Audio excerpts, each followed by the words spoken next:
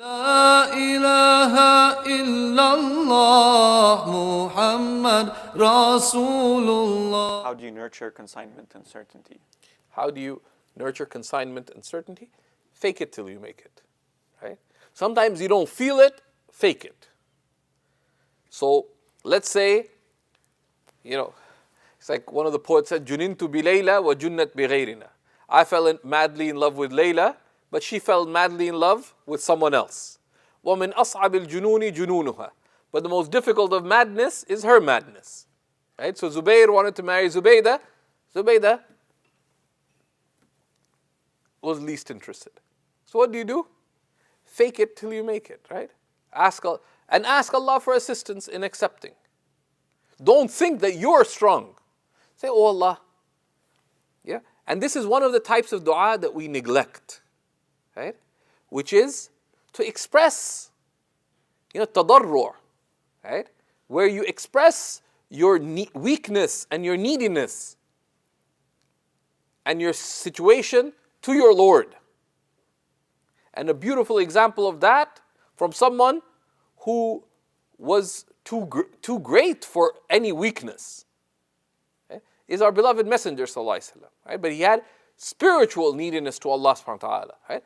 After Ta'if, read, in any book of prophetic biography, go to Ta'if, which is in the late Meccan period, where the Prophet sallallahu alaihi wasallam went to the town of Ta'if to call his people and they rejected him. Afterwards, he made this powerful dua.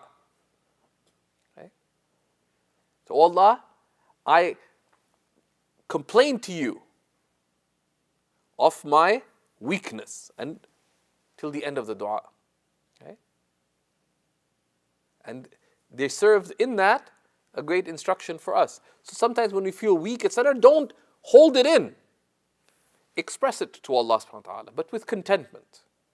With contentment. But then, rather than,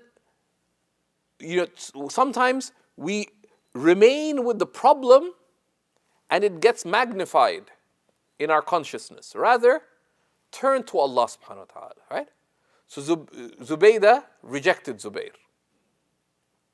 What do? The more you thinking about it won't change it, right? Rather, ista'inu bis-sabri was-salah. Seek assistance in patience and prayer. Okay? Turn to Allah subhanahu wa ta'ala. Make dua. Pray. Open the Quran and read it. It is Allah addressing you, and you'll find in it, if you read it with a thoughtful heart, you'll find that it's addressing the specificness of the circumstances you're in, because Allah is overwhelmingly merciful, right? He's Rahman, right?